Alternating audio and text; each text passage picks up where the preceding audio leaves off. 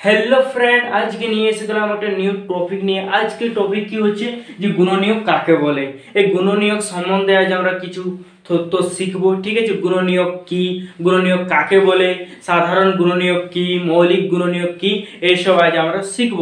তোমাদের কাছে একটা রিকোয়েস্ট, তোমরা যদি এই ভিডিওটা শেখার উদ্দেশ্যে দেখছো তো প্লিজ প্লিজ একটা তোমাদের কাছে খাতা পেন্সিল রেখে এই ভিডিওটা দেখো।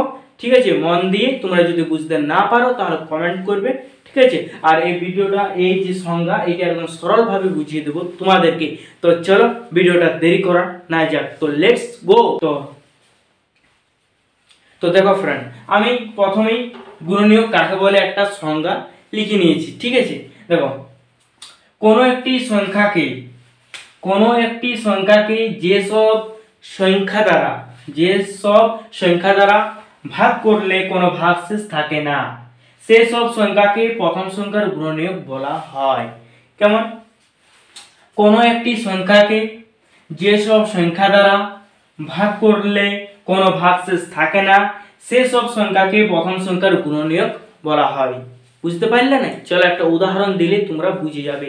দেখো, যদি আমি বলি যে 6-এর গুণনীয়ক কি, তাহলে 6-এর গুণনীয়ক কোনগুলো? দেখো, 1 কেন হলো বলো তো দেখি। 1 এই জন্যই হলো, যদি আমি 6কে 1 দিয়ে ভাগ করি তাহলে 1 6 6, কোনো এখানে আমরা ভাগশেষ পাচ্ছি না। সংখ্যাটা কি বলছে? সংখ্যাটা বলছে ভাগশেষ থাকে না। তাহলে এখানে ভাগশেষ পাচ্ছি নাই, তো নাই, এই জন্য এটা কি হচ্ছে 6-এর একটা গুণনীয়ক। তাহলে 6 হচ্ছে কি হচ্ছে 2 হবে। ঠিক তো, 2 3 6 এগুলো কি হচ্ছে?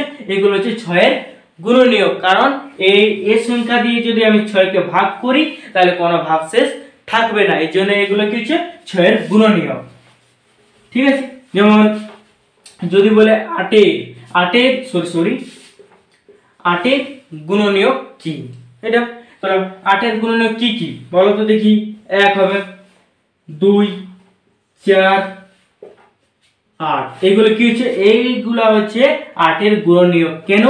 এই সব সংখ্যা দ্বারা যদি আমি 8কে ভাগ করি তাহলে কোনো ভাগশেষ থাকবে না, এই জন্য কি হচ্ছে এই 8-এর গুণনীয়ক 1 2 4 8, এগুলো হচ্ছে 8-এর গুণনীয়ক। যে আরেকটা উদাহরণ দিই, যেমন বলি যদি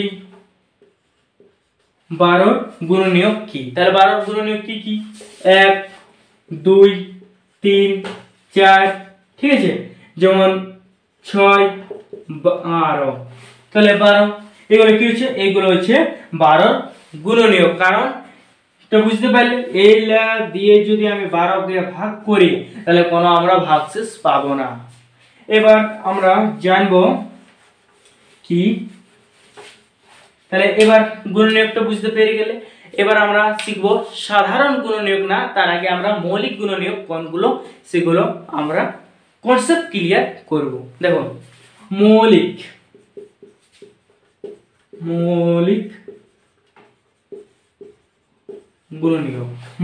গুণনীয়ক, তার আগে আমাদেরকে কি জানতে হবে? মৌলিক কোনগুলো। ঠিক আছে, মৌলিক কোনলা?